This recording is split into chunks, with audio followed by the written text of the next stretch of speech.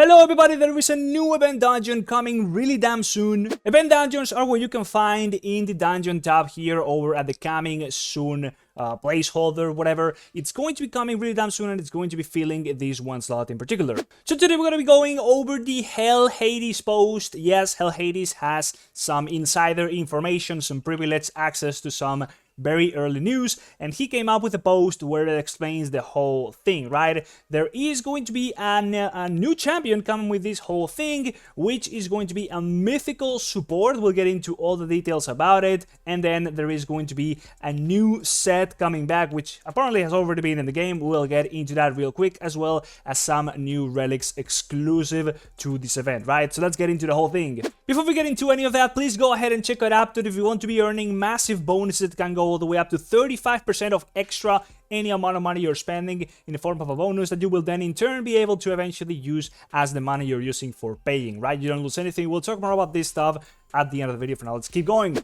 So let's go. The new event, Kurosa the Covetous, that's going to be the boss we are fighting. She's a new mythical champion. I believe she's not in the game just yet. If you want to join my team in Raid Shadow Legends, click the link in the description to get a free Narma as well as Anax, Uugo, and Mausoleum Mage as you progress through the game. Here's what you need to do. First of all, log out of Plarium Play on PC and uninstall. Then click the link in the description and register a brand new email. Launch Raid and complete the tutorial, and then go to your inbox and claim your first champ. Don't miss out on your chance to get a fresh start in Raid with a free Narma and 3 epic champs. Click on my link right now. Yeah, as you can see from this other post at the Hell Hades, she is coming soon, and she will be the boss of this whole event. I do believe she is going to be obtainable through the event, otherwise you will just have to pull her out of your regular ways of getting mythical champions, which is coming from the red shards, which I forgot the name of. But anyways, she is going to be the boss we fight. So the whole idea is to defeat her as well as some other allies in a dungeon style fight, which of course is going to be getting more difficult as you progress through the stages,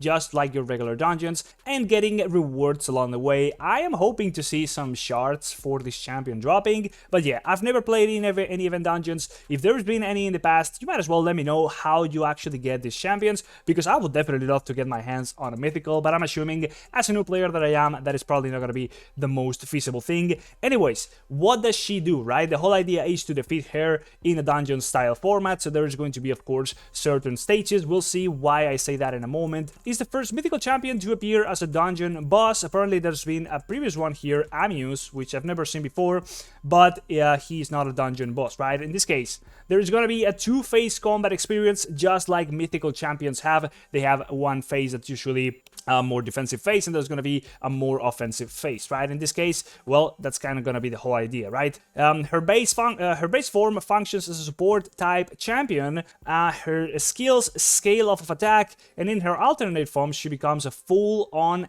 attack nuker, dishing out heavy damage that can easily wipe unprepared teams, right? So she's going to be a beast, as well as being able to just buff her allies, which we're going to be seeing right here, right? In her base form, she protects herself and allies with powerful defensive buffs. Assuming in the last phase of the fight, we're gonna have a team of trash or ads alongside her, similarly to some other bosses we've seen in this game already. So you're gonna be putting some shielding, some healing, and some debuff cleansing onto those allies. You probably have to defeat the allies before her, I would assume, right? She's gonna be getting some buffs onto them, and you'll just have to get rid of them before you actually get into really DPSing her. Not sure if the allies would come back, I don't think so. Now, in the alternate form, she becomes a high damage nuker with devastating AoE attacks and powerful attack-based scaling. She's partially immune to HP burn strategy, right? So they're making her kind of unable to be burned down slowly, since there's currently a lot of builds where you can just like cover up, bunker up, and then it's really just about applying some HP burns, and then everything else is just buffs to survive and heal up. That is not something you can do here. You're gonna have to come up with something a little bit more clever rather, and you'll see why, because of the new buff mechanics.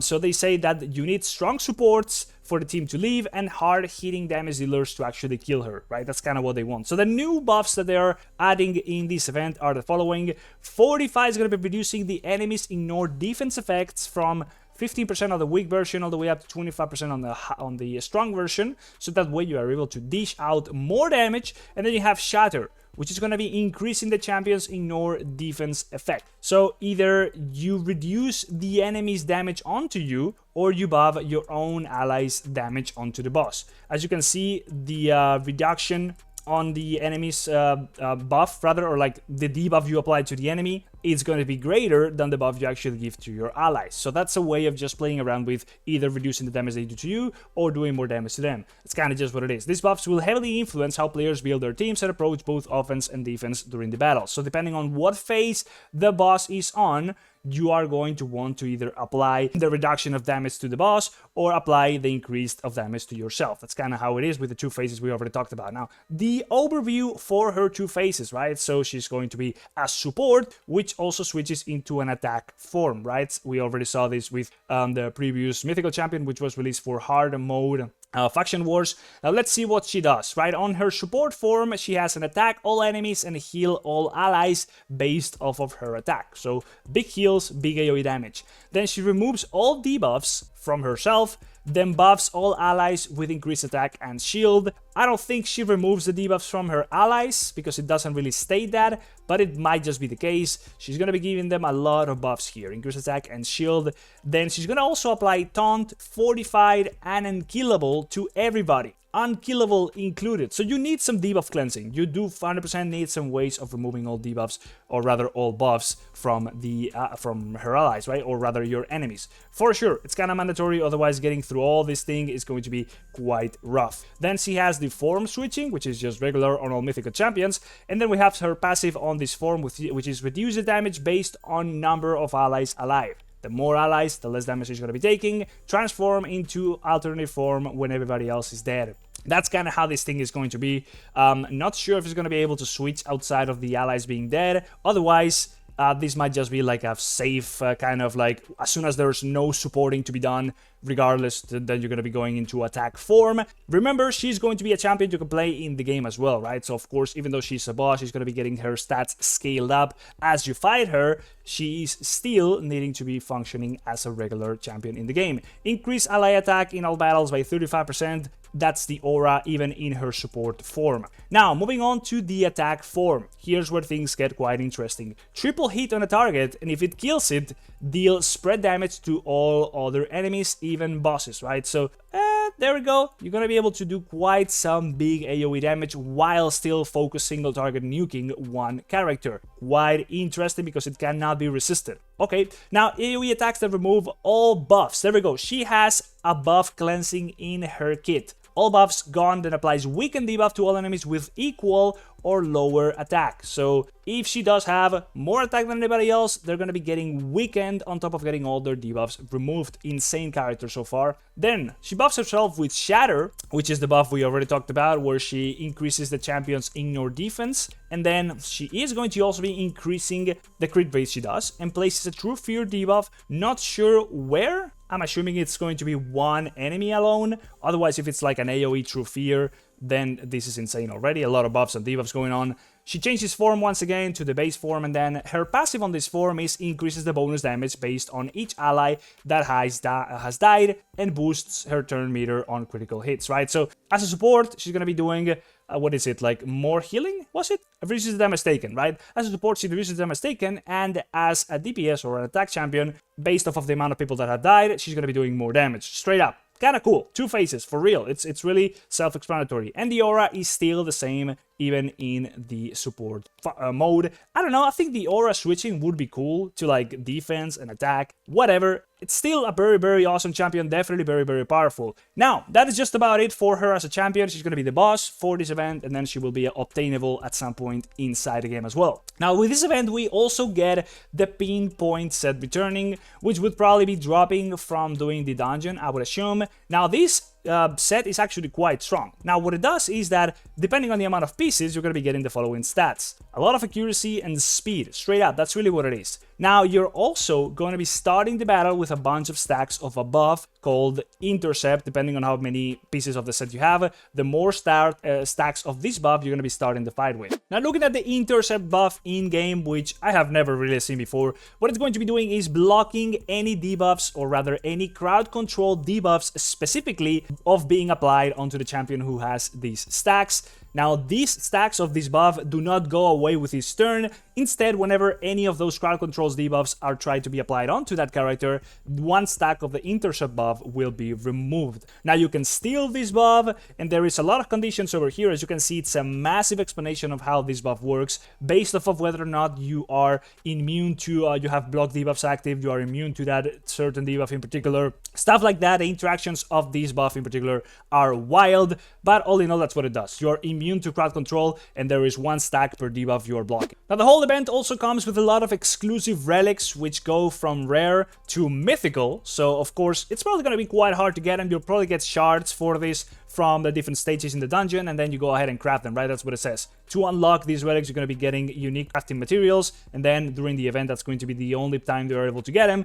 After the event is done, it's gone, right? Now, getting relics is actually quite difficult in this game. It's going to be taking quite some time because you need to be doing the Chimera, I think it is, at least. And then you also have other avenues, like, for example, I think it's clan versus clan, stuff like that. Anyways, it's not that easy to get them, right? So having access to event-exclusive relics is definitely incredibly powerful, as well as, of course, their effects might be interesting. I don't really know. I cannot check them out over here. So all I can show you here is the icons. On top of that, we also have a new collaboration event, which is kind of just like a tournament, but in this case, it's not just, actually it's not a tournament, right, because it's not competitive versus somebody else, it's just yourself together with literally everybody else, global participation, so all the collective effort of the entire server, probably you're in, is going to be accumulated into this one event, and you're basically going to be getting every single reward there is in it, right? It's just like free rewards, because, I mean, let's be honest, the event is going to be completed. It's quite impossible for this to not actually be the case. We don't really know what the rewards are going to be, but expect some cool stuff, like, I don't know, I guess some tomes and some gems and all that good stuff. There might be some other good stuff in here which we don't know about, but all in all, it's just like free stuff, right? You don't need to be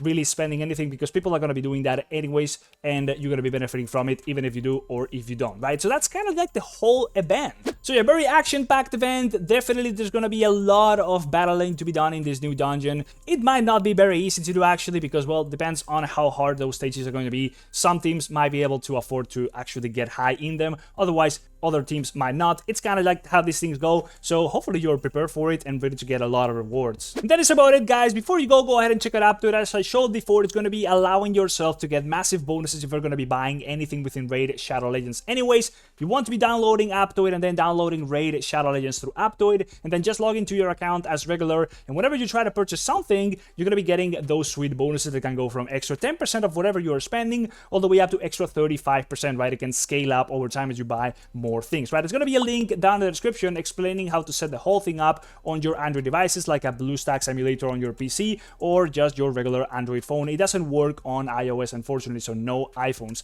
And then there's going to be a code somewhere here up in the screen as well as down in the description. If you put that into the Aptoide wallet, which you will also need, and is going to be explaining that guide that I mentioned, that you will be able to then get an extra 5% bonus from the get-go, so you can start earning even more bonuses. That's going to be there forever, right? So really sweet, really easy way of getting extra cash and just being able to afford more stuff in the game. You get more value for your money. So that's pretty much it, guys. Hope you enjoyed the video. Like, subscribe, and as we defeat this dungeon really easily, I'll see you in the next one. Bye-bye. See ya.